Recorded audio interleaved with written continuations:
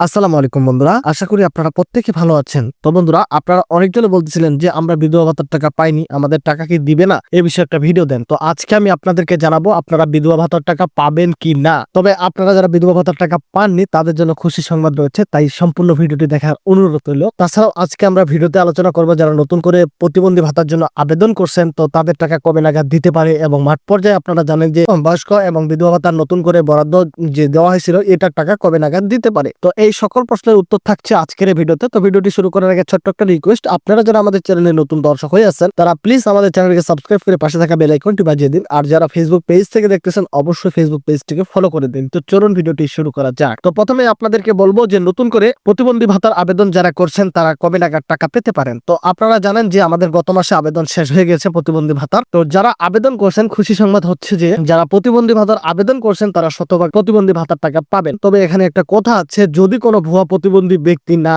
থাকে। তো এখন আপনারা বলবেন যে ভাই ভুয়া প্রতিবন্ধী কিভাবে হয়, আপনারা তো সুনাগরিক দেন তারপরে সেটার আবেদন করা যায়। তো সেক্ষেত্রে এখন অনেক দেখবেন যে সমাজে এমনও ব্যক্তি আছে যারা প্রতিবন্ধী কিন্তু তারা তাদের ক্ষমতায় অসৎ উপায়ে তারা প্রতিবন্ধী ভাতার কার্ড করার জন্য সুনাগরিক কার্ডটা ম্যানেজ করে নেয় বা তৈরি করে নেয়, তো তার কারণে তারা আবেদন করতে পারে। এখন আপনাদের এই আবেদনগুলো প্রাথমিক অবস্থায় যাচাই বাছাই করবে ইউনিয়ন কমিটি, তারপরে চূড়ান্ত যাচাই বাছাই করবে উপজেলা কমিটি। যারা চূড়ান্ত ভাবে নির্বাচিত হবে তো তাদের পেরোল তৃতীয় কিস্তিতে বলা যায় যে 60-70% মতো পেরোল আনা সম্ভব হবে, এবং বাকি যেগুলো থাকবে সেটা চতুর্থ কিস্তিতে নেওয়া সম্ভব হবে। তবে আপনারা জানেন যে বর্তমানে বিধবা এবং বয়স্ক তার বরাদ্দ মাঠ পর্যায়ে দেওয়া হয়েছে, তো সেগুলো বর্তমানে যাচাই বাছাই চলতেছে। তো প্রাথমিক অবস্থায় ইউনিয়ন কমিটি যাচাই বাছাই করবে এবং চূড়ান্ত ভাবে যাচাই বাছাই করবে উপজেলা কমিটি। তো উপজেলা কমিটি চূড়ান্ত ভাবে যাদেরকে নির্বাচিত করবে তার মধ্য থেকে 60-70% মতো বয়স্ক এবং বিধবা আপনাদের 60-70% মতো ভাতাভোগীদের পেরোল পাঠানো সম্ভব হবে এই তৃতীয় কিস্তিতে। আর যেগুলো বাকি থাকবে সেগুলো চতুর্থ কিস্তিতে ইনশাল্লাহ আপনারা যারা নির্বাচিত হবেন তাদের টাকাগুলো দেওয়া হবে। তো এখন কথা হচ্ছে,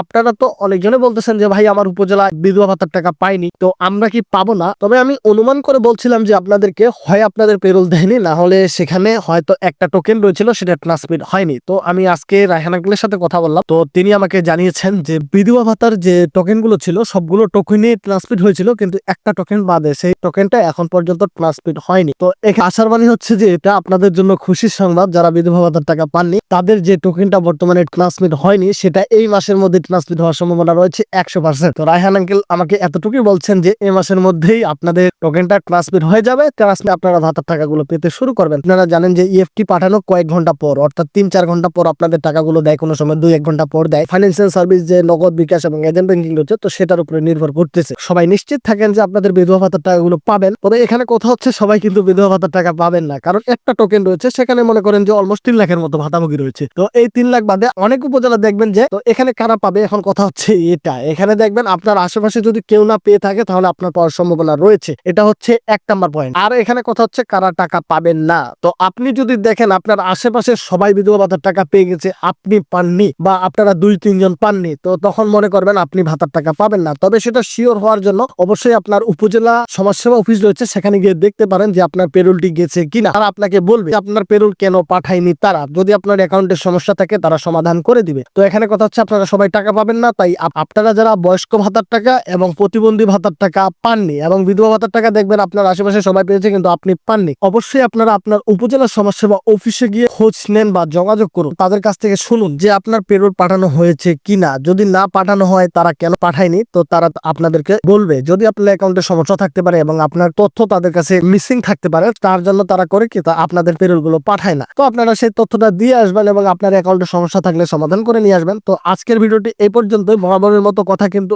একটাই, পিন ওটিপি শেয়ার থেকে বিরত থাকবেন এবং এই ব্যাপারে অন্য কেউ সচেতন করবেন। সবাই ভালো থাকবেন, সুস্থ থাকবেন এবং আমার জন্য দোয়া করবেন। আসসালামু আলাইকুম।